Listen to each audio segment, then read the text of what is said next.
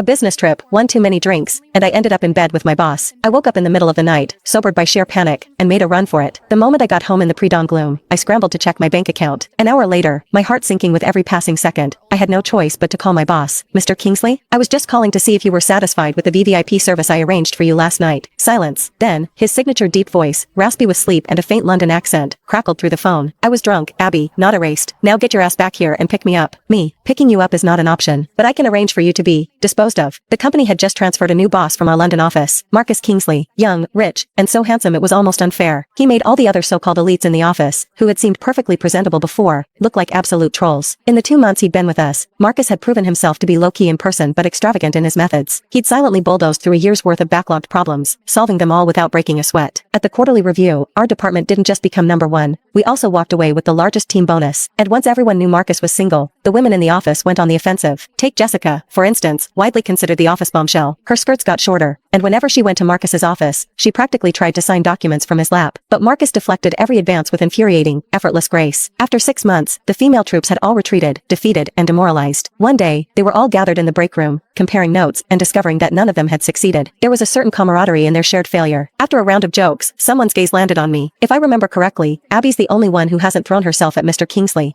What's the matter? Not your type? Marcus Kingsley had a face that could start a war. He was lean in a suit, but you just knew he was hiding a body that was pure muscle. Who wouldn't be tempted? Besides, with everyone else so obviously trying, saying I wasn't interested would just make me sound arrogant. That's a major workplace sin. So, I quickly defended myself. No way. I threw myself at him long before you all did. He just wasn't catching. When the entire room was suddenly buzzing with gossip, I pretended to think hard. The day he started, my heel got stuck in the elevator gap, and I stumbled right into his arms. Total coincidence. It was a true story. He had steadied me by the waist, a small smile playing on his lips as he murmured, "Careful.